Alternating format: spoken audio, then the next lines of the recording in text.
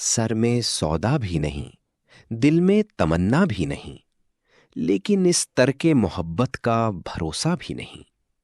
دل کی گنتی نہ یگانوں میں نہ بیگانوں میں، لیکن اس جلوہ گہ ناز سے اٹھتا بھی نہیں۔ مہربانی کو محبت نہیں کہتے اے دوست، آہ اب مجھ سے تری رنجشیں بیجا بھی نہیں۔ ایک مدت سے تری یاد بھی نہیں آئی نہ ہمیں، اور ہم بھول گئے ہوں تجھے ایسا بھی نہیں۔ یوں تو ہنگامے اٹھاتے نہیں دیوانہ عشق، مگر اے دوست کچھ ایسوں کا ٹھکانہ بھی نہیں۔ ارے صیاد ہمیں گل ہیں ہمیں بلبل ہیں، تو نے کچھ آہ سنا بھی نہیں دیکھا بھی نہیں۔ منہ سے ہم اپنے برا تو نہیں کہتے کہ فراق ہے تیرا دوست، مگر آدمی اچھا بھی نہیں۔ السلام علیکم اسٹوڈنٹس، آپ سب کو ویلکم ہے excellence on line learning school میں۔ سب اپنی نوٹ بکس نکالیں اور توجہ سے سنیں، کیونکہ آج ہم ایک بہت ہی اہم سبق پڑھنے جا رہے ہیں۔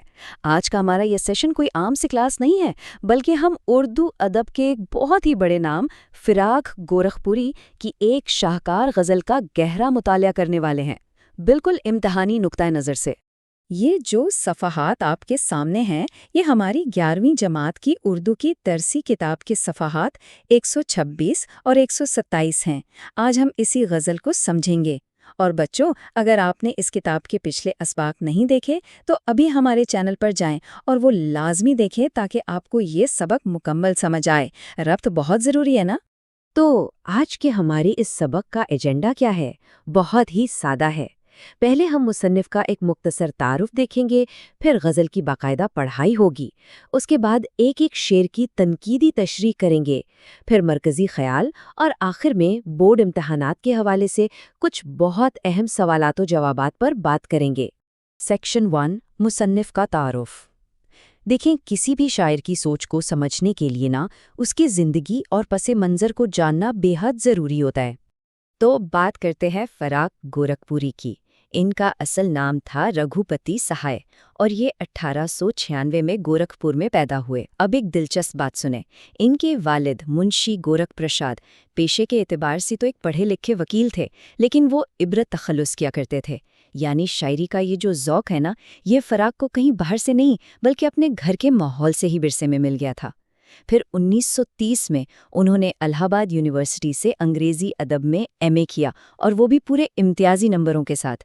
ان کا انتقال 1982 میں ہوا۔ یہ سارا علمی پس منظر ان کی شاعری میں ایک کمال کی گہرائی لاتا ہے۔ فراق صاحب کوئی عام مطالعہ رکھنے والے انسان نہیں تھے۔ انہوں نے صرف اردو نہیں بلکہ انگریزی، فارسی اور مشرقی اور مغربی دونوں تہذیبوں کا بہت گہرا مطالعہ کر رکھا تھا۔ انہیں آریائی اور دیوم ملائی کلچر بھی گویا ورثے میں ملا تھا۔ ان کے مشہور شاہکاروں کی بات کریں تو ان میں غل نغمہ، پچھلی رات اور روح کائنات جیسی زبردست کتابیں شامل ہیں۔ اب ان تمام تہذیبوں کے اس ملاپ کا نتیجہ کیا نکلا؟ نتیجہ یہ نکلا کہ انہوں نے ہماری روایتی غزل کو بالکل نئے موضوعات دیے اور اس میں ایک نئی جان ڈال دی۔ چلیے اب آتے ہیں سیکشن 2 اور 3 کی طرف، یعنی غزل کی پڑھائی اور اس کی تنقیدی تشریح۔ میں جب اشعار پڑھوں تو آپ نے الفاظ کے چناؤ اور ان کے ادبی وزن پر خاص توجہ دینی ہے، ٹھیک ہے؟ پہلا شعر ملاحظہ فرمائیں۔ سر میں سودا بھی نہیں، دل میں تمنا بھی نہیں، لیکن اس ترک محبت کا بھروسہ بھی نہیں۔ اب دیکھیں یہاں شاعر کی نفسیاتی کیفیت کتنی دلچسپ اور پیچیدہ ہے۔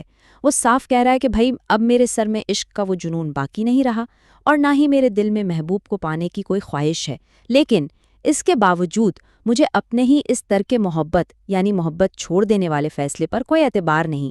یہ دراصل ایک سچے عاشق کی وہ کشمکش ہے جہاں وہ اپنی عقل اور اپنے جذبات کے درمیان بری طرح الجھا ہوا ہے۔ دوسرے شعر کی طرف بڑھتے ہیں۔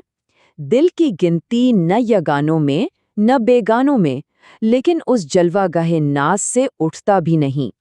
اس شعر میں یگانوں یعنی اپنوں اور بیگانوں یعنی غیروں کے درمیان ایک بڑا خوبصورت موازنہ کیا گیا ہے۔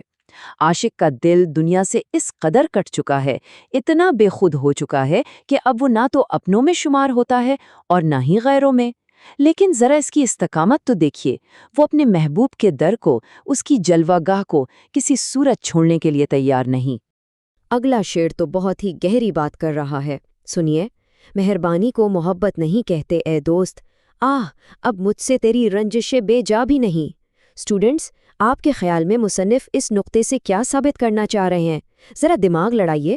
دراصل شاعر ہمیں یہ سمجھا رہا ہے کہ محض ظاہری اخلاق سے پیش آنا یا مہربانی دکھانا ہرگز محبت کی دلیل نہیں ہوتا۔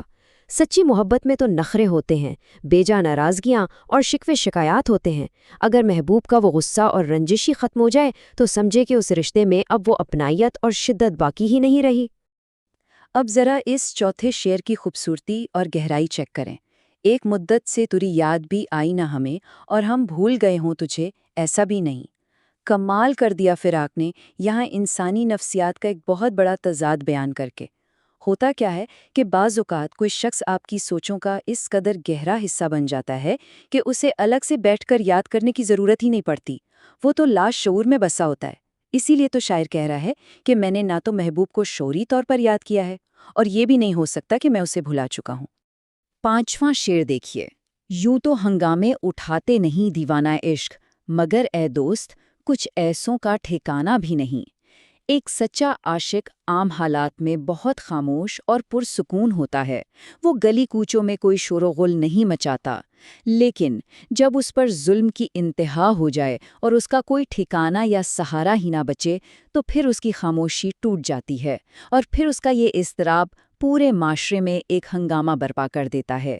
یاد رکھیں، یہ شور کوئی بے ادبی نہیں ہوتی، بلکہ یہ ایک خالص بے بسی ہوتی ہے۔ چھٹے شعر میں فراق کا استعاراتی نظام بہت مضبوط ہے۔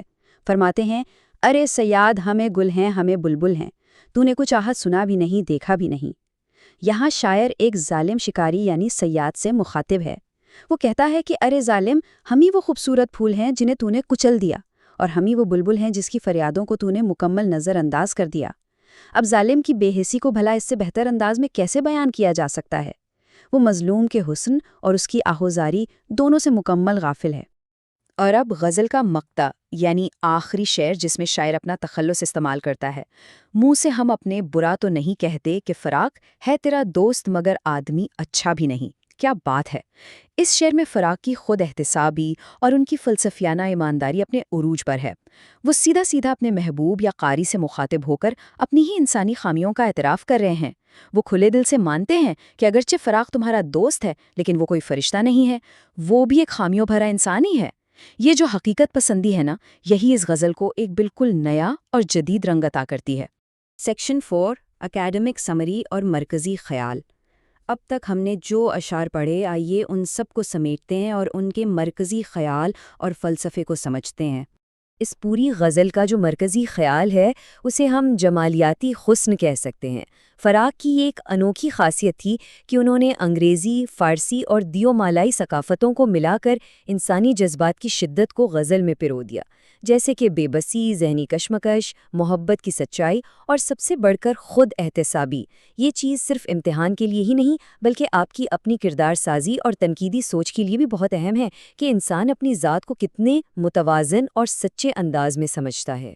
سیکشن 5 امتحانی سوالات۔ اب وقت آ گیا ہے کہ ہم دیکھیں کہ بورڈ امتحانات میں اس غزل سے کس قسم کے سوالات آ سکتے ہیں۔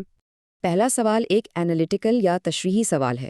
فراق کا انگریزی اور فارسی ادب کا پس منظر پہلے شعر کی جذباتی کشمکش اور ٹھہراؤ میں کس طرح ظاہر ہوتا ہے؟ جب آپ اس کا جواب لکھیں گے نا تو مصنف کے تعارف کو ان کے شعر سے جوڑیں گے۔ آپ بتائیں گے کہ انگریزی ادب کی تعلیم نے انہیں حقیقت پسندی سکھائی، جبکہ فارسی ادب نے انہیں عشق کی وہ روایتی گہرائی دی۔ یہی وجہ ہے کہ فراق کا عاشق مجنوں کی طرح شور نہیں مچاتا، بلکہ عقل اور جذبے کی ایک خاموش جنگ لڑتا ہے۔ دوسرا سوال کانسیپٹ پر مبنی ہے۔ تیسرے شعر کی روشنی میں مہربانی اور محبت کے درمیان فرق واضح کریں۔ یہاں آپ کو تنقیدی تجزیہ کرنا ہوگا کہ آخر شاعر کیوں سمجھتا ہے کہ محبوب کی بے جا ناراضگی اس کی سرد اور کھوکھلی مہربانی سے کہیں بہتر ہے۔ اس کی وجہ یہ ہے کہ رنجش اس بات کا ثبوت ہوتی ہے کہ تعلق میں اب بھی کوئی حق اور اپنائیت باقی ہے۔ امتحانی پرچے میں اس فرق کو واضح کر کے لکھنا آپ کو بہترین نمبر دلا سکتا ہے۔ تیسرا سوال سیاق و سباق یعنی ریفرنس ٹو کانٹیکسٹ کے حوالے سے ہے۔ چھٹے شعر میں صیاد یا شکاری کے استعاراتی معنی کیا ہیں؟ اس کا جواب فریم کرتے وقت آپ نے اردو شاعری کے روایتی استعاروں کا حوالہ دینا ہے۔